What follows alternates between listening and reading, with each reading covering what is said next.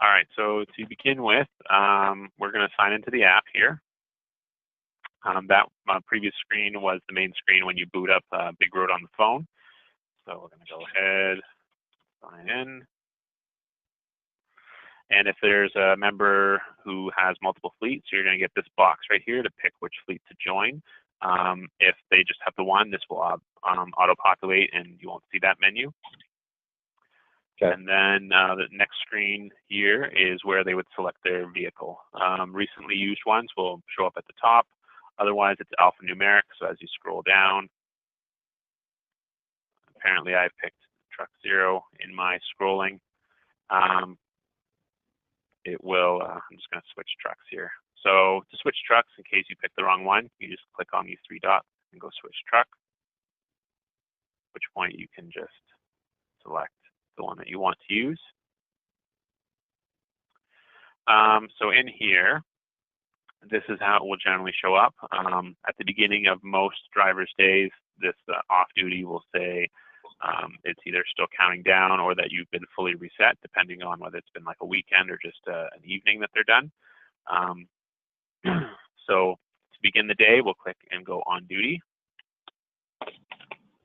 And this box pops up because I've already done a couple demonstrations today. So I've done the sign out procedure, which I'll cover right at the end.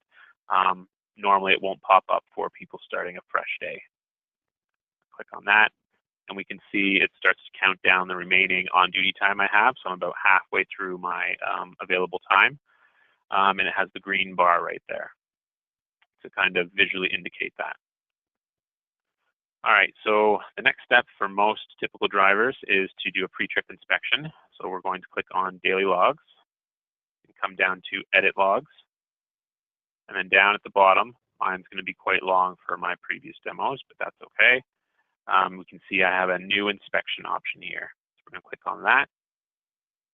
And again, I've already done some inspections, so it's going to ask me this. Otherwise, that won't appear. And we will get this window that pops up. So I can pick what I'm going to inspect, either the current truck I'm using, the most recent trailer, or I can add some other options in here as well. Now, with your company, I see that you have the DashLink devices for your fleet. So once they've been installed and the initial odometer reading has been populated, it will be keeping track of this. You won't need to necessarily plug it in all the time. So because I'm not using a DashLink on this demonstration, so I'm just using the app on the phone, I need to plug that in. So I'm going to plug that in here. It knows my location because GPS will kind of keep tabs on all that. And then I can check off whether I've found defects or not. If I found defects, it requires that I have a note in here, and it won't let me continue without the note. So I'm just going to say I don't have one right now and just click as a pre-trip at this point. And click Save. And then we have to come down a little bit further once we're back in this window and just click Sign Inspection Report. So in case today I get pulled over by an inspector, everything will be nice and good. So I'm just going to click Sign Inspection. If somebody has a signature and they want to change it, it will always give this option here, but I can show you later on how to change a signature in case somebody messed it up or they're not happy with it. So I'm just going to use what I have on file. Okay, so I'm all good, and that's my pre-trip inspection. We came all the way back out to the main screen here. If you're linking to a DashLink, you would have this little icon up here where you can use that to link to a DashLink. My demonstration version here doesn't link correctly at this stage. It's still kind of, I think I have an old version, but you would click on this, and as it's linking with the DashLink, it would have kind of connecting to Wi-Fi, 1 bar, 1 bar, 1 bar, and then it would go full bars once it's done. So it would end up looking kind of like this symbol over here. Okay. Let's see what else. Oh, so the next thing that most drivers want to know about is if they have an inspection that happens. So once they're pulled over by the inspector, they would click on Daily Logs, and they would click on Inspect Logs.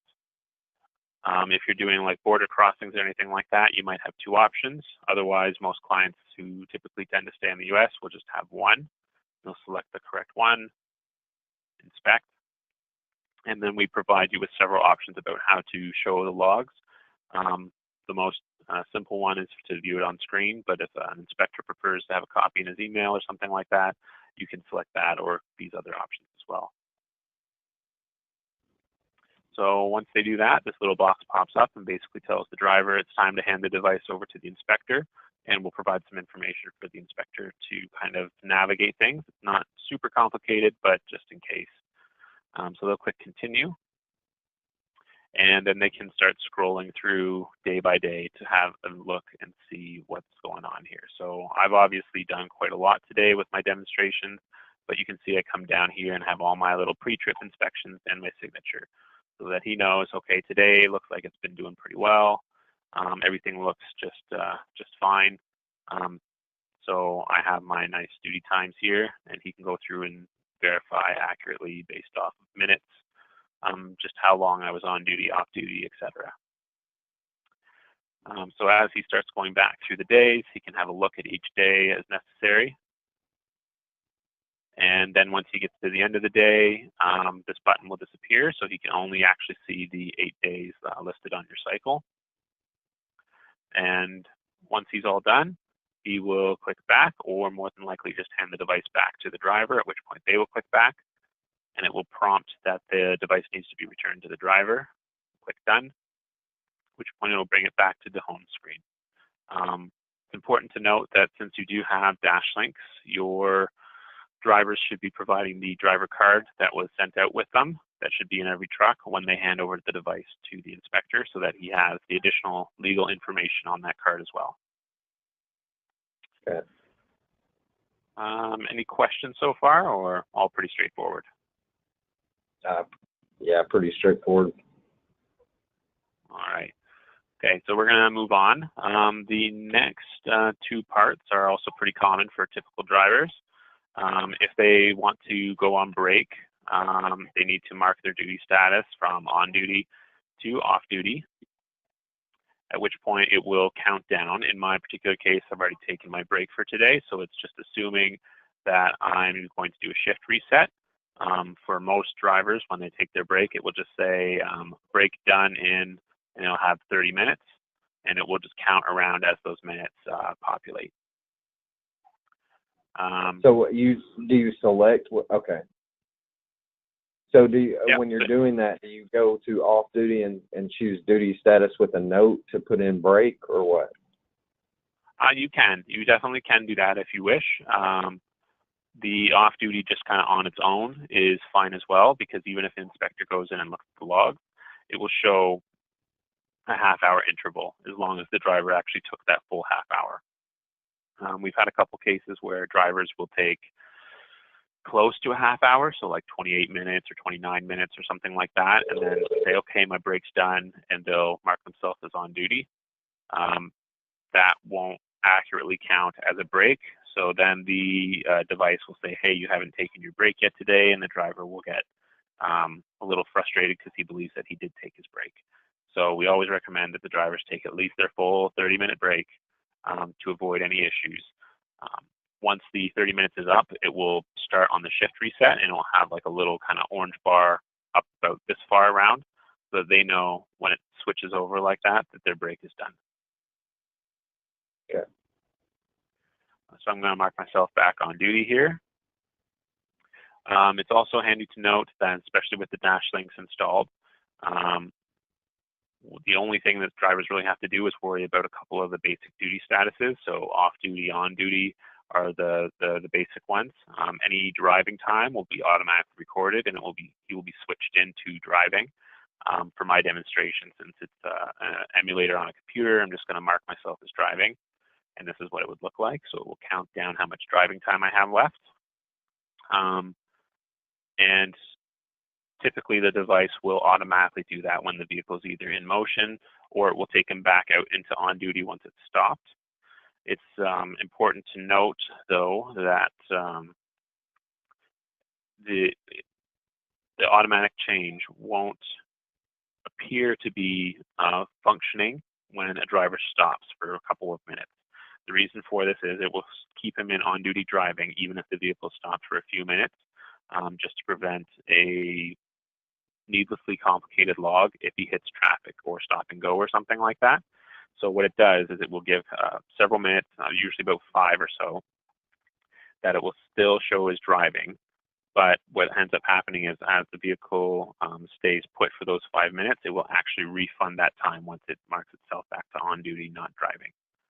So the logs will all be accurate, but we have had a couple of drivers who think that the device is not functioning correctly, when in fact it is. It's just trying to prevent like stop and go traffic from making his logs 6 pages long. Right. All right, so the other key part is editing. So with dash links installed on your vehicles, the drivers will be able to edit their duty statuses. They will not be able to edit drive time. That will only be the realm of the safety manager. And any drivers who have made an edit previously, they have up to 24 hours to make those corrections. Anything older than that, the safety manager will have to do on the administration side. So to go in and edit a log, we'll take you right from the beginning here. We click on daily logs, and then we click on edit logs. And as we come down, we can see various edit buttons. And as you select these, you can see various edit buttons as well. You can use these to change your start-stop time as necessary. So if I come down to, let's see, we started our training way down here, right about here. So let's say I was actually driving for longer than that. Actually, we'll edit this one instead because it's a duty status rather than a drive time. So let's say I was on duty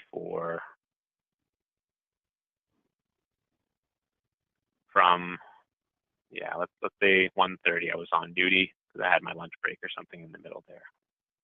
Typically logs won't end up looking like this for most drivers. It'll be pretty simple and straightforward, but for my demonstration purposes, this highlights in blue so that you can see the impact of the change on the status. And we can see I can actually change my status in here. So if I was actually off-duty driving, or maybe I was off-duty completely, you can change the impact that your edit's going to have. And you can click Save. You can also add in a note here and say why you're making the change. So after a couple of things have been entered in, it will pop up and you can just select which one you want to use. Excuse me. So I'll click on that one, click Save, at which point it will be marked there. I guess the changes are immediate. Yeah, the changes are immediate. They'll even show up on the back end over here for dispatchers and administration in a couple of seconds. So if somebody, for whatever reason, is keeping a close eye on a driver, and they can see the change made on their side. So it's there's not really much in a delay. Okay. The trickiest part for most people that they end up running into and calling support about is they've taken their half-hour break, but they didn't mark themselves off duty for it. So the truck was stopped and they went and had lunch, but forgot to mark themselves off duty. And then they come back and start driving, and a couple hours later, they're getting flagged for their break. And they're saying, hey, I actually took my break. How do I fix this? The way to do that is you need to make a new event, and you'll need to make the beginning of the break and the end of the break. We've had some confusion where drivers think they can the new event is a break, and so it will have a start time and an end time. But when you come in to add those, you can see it's just a status change itself, and it only has when you're going to be having the time for this to start. So the best example is to say, all right, maybe I was on duty for this chunk here. I'm going to kind of do a reverse break for this. I'm going to say, okay, I was actually on duty at 11 o'clock. So this is my start time for when I was doing this, and I'm going to mark myself on duty, and we can see that pulls right down there. I'm going to say beginning of shift 2 or something like that. Click Save. And then I can select another new event to do my end time. So if I'm going to say I was off duty, again, we're going to say 11 11:45, so we can see that chunk in there. That was back off duty. I'll say end of shift 2, so on. So this is kind of how a driver would go about setting up a break if they missed the break themselves on their log. They'd have to do the beginning and the end time and mark the various status changes. So we'll click save there. At which point we can see that this has populated correctly for me.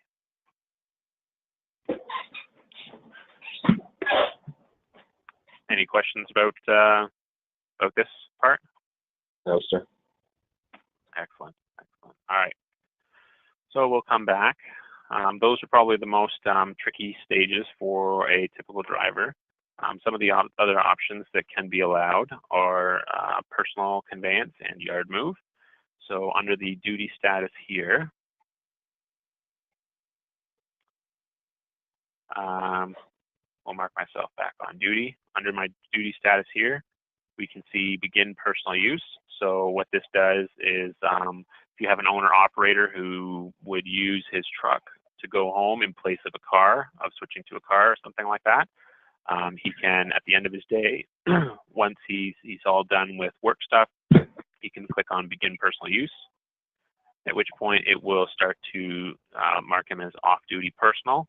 And even if he's driving the vehicle, it won't track his driving time or count it against his daily logs.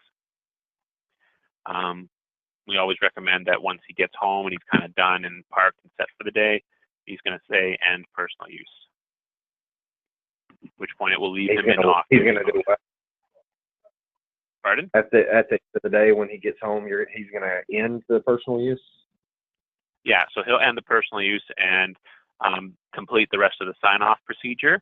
I'll cover that right at the end as I sign out of the app. But other than that, that's typically the regular day for a driver.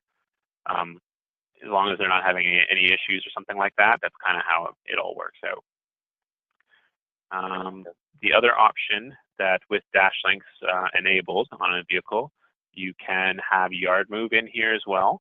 And what that does is it will grant the driver 5 miles of driving distance. So it's not based on time, it's not based on speed, it's just distance. So these are particularly useful for guys who are doing shunt work or something like that. And so what they can do is they can say, all right, begin yard move, and it will have a little box that will pop up. And what it will do is it will count down the 5 miles. So as the 5 miles are being used, it will say 4.3, 4.2, so on and so on. As long as they end yard move before they get to the 0.0 mark, it will all count as the duty status that they were originally set at. So if it's just on duty, and then you go and say yard move, all of that time will be marked as on duty, not driving. Once the 5 mile... I'm sorry, go ahead. No, go ahead. I'll ask when you're done. I'm sorry. Okay, it's all right. So once the 5 miles is done, let's say somebody exceeds their 5 miles, they drive for 6 miles by accident, that entire stretch of time will be counted as on-duty driving then. So they have to make sure that they end it before the 5 miles is completely up. You don't want to exceed that. If you have a shunter or something like that who they're going to spend their entire day kind of just poking around a yard somewhere, what's going to happen is they're going to use their 5 miles. They're going to stop and take about a 5-minute kind of rest break, maybe do an inspection of something. In that 5 minutes, it will regenerate those 5 miles for him so that he can go back in and start using a new version of yard move.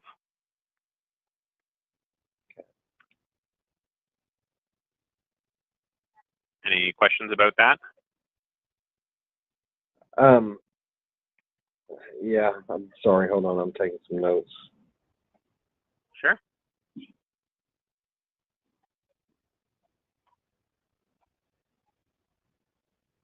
See, this is one we run into a lot, and I know it was available on Fleet Complete, and they could just help us in and out of the yard move thing.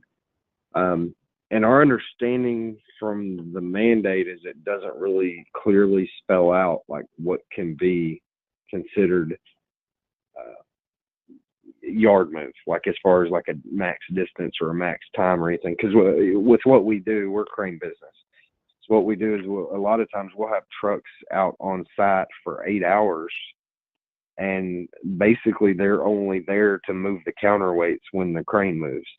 So they'll be sitting there, and then something will come up or whatever, and the crane finishes, and they'll load the weights onto the trailer. The truck driver will get in and drive, 2 blocks and park, and the crane will come up and set up and pull the weights off, and then they'll do that back and forth. So he's moving, but it's very short distances, but it's multiple times throughout the day. So this works for that.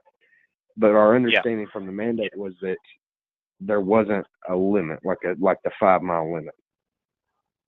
Because some of the mines that we work on that might be a yard move, the mine road from the gate down to the actual mine is an off-road. It's a dirt road, but it might be 15, 18 miles long.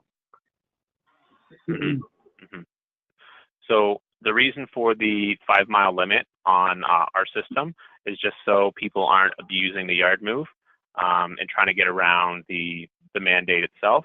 Because if we said, hey, there's no limit at all, we'll have people just use yard move and not bother with any duty status or hours of service changes. They'll just say, hey, I was on duty and I didn't drive a single thing all day, but they were actually driving. The 5 miles is, so in your example of moving the cranes or whatever, if the driver is just moving a couple blocks at a time over the course of 8 hours, he could literally sit in yard move pretty much all day as long as he doesn't exceed the 5 miles in that total amount of time. And it would just show him as on duty. If he's doing the 18 miles down the dirt path into the mine, that's at the point where he would want to say, okay, I'm on duty driving, and he's going to drive that stretch, and that will count as against his drive time. But otherwise, if he's using yard move and the on-duty status, it will only mark him as eating up part of his on-duty time for that. Okay. So when you're in yard move, does it count the mileage as far as like for reporting and stuff? Does it show that at all, or does it just consider that on duty not driving while you're in that yard move the way you explained it? Yeah. So when you start up yard move, you're going to get a little box on the screen that will count down the mileage for you. On the log itself, it's only going to show on duty driving, or even if you have somebody in a sleeper. So let's say they were off duty sleeping in the cab or something like that. If you put it into yard move when somebody asked him, hey, we need this lot, you need to move your truck, he doesn't have to go on duty driving for that. He can actually just stay in off duty, move his truck a couple blocks down, park it, and go back to sleep, and it will still just show off duty for that complete stretch. Okay. Yeah. It is important to note that the yard move is only available for DashLink equipped vehicles.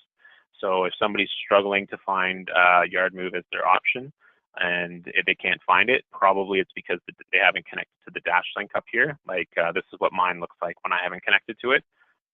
Again, my device is not working with the DashLink at this point, but again, it's just kind of an emulator system, so it's just a demonstration. So the next kind of area is the messages area. So we're going to click on that and come in and have a look at that. So we have 3 different sections.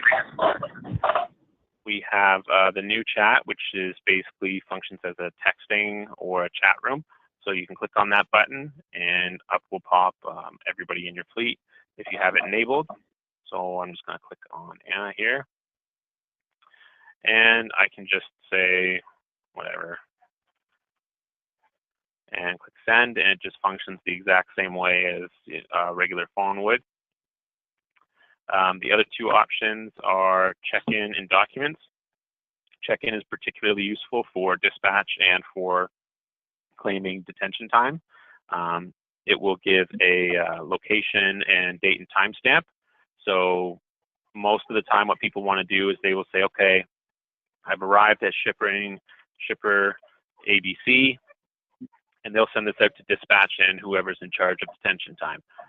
This kind of is better for a lot of drivers because instead of having to wait for several hours to get into a gate to get their timestamped receipt from the gatekeeper, they can actually say, I was there at such and such time and have proof, even if they haven't passed the gate line itself.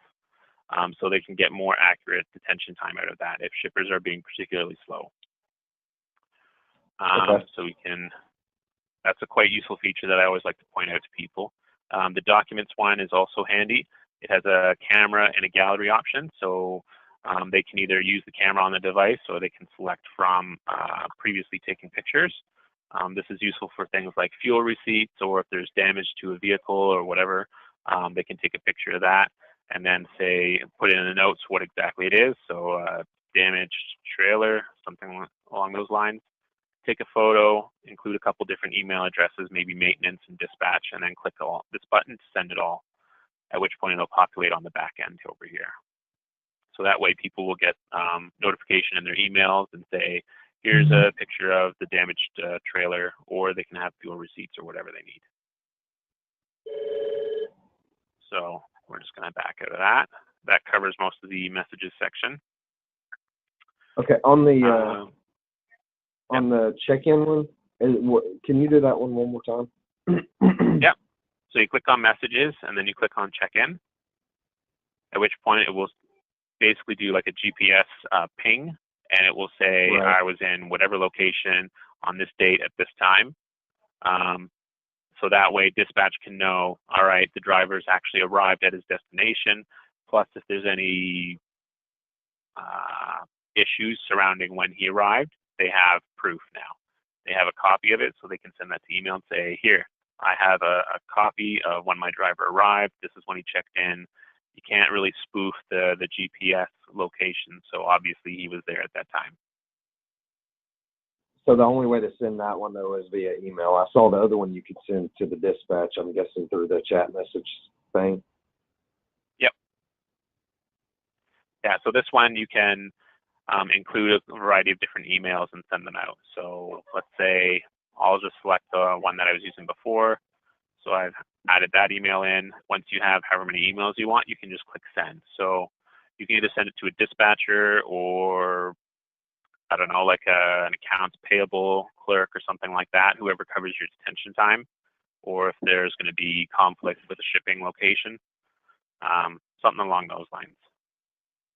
So at the end of the day, this is for just a regular, typical day for a driver. There's been no issues, nothing like that. They're going to park their truck. They're going to mark themselves as off-duty, just as they would normally. They're going to come to their daily logs. So that was step one, was off-duty. Daily logs is step two. You're going to click on Edit Logs. And you're going to scroll down to where it says Sign Daily Log. Now, it's really important to do this in the right order. So right here, where it says Sign Daily Log, because what's going to happen is when I sign, it's going to take my current duty status and pull it all the way out for the rest of the day. So even though it's not 11 p.m. at night right now, it's going to show that in a minute. It's going to have a nice big green line that goes all the way out through off duty. So if somebody mistakenly leaves themselves on duty, it's going to pull that all the way out till 11 p.m. at night and so on, which can cause problems for the next day. So I'm going to click Sign Daily Log, Sign Log, and you can see that line populated the full way out. So now it's considered my day has been finished. So I'm going to back up and come back to the main screen. And the last step after we go off duty, sign our logs, is to make sure we sign out.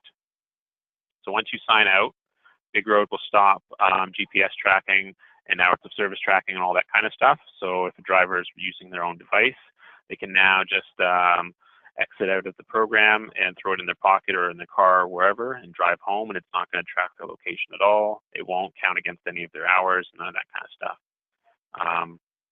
If the driver happens to click off duty and sign their log but not sign out, what may happen, depending on if it's a DashLink equipped truck that they own and they're driving home and they forget to do anything like that, it might pick up some of the driving time and mark them back into on-duty driving, which will obviously cause problems. So following those 3 end-of-day steps will resolve or prevent a lot of issues on your hours of service logs.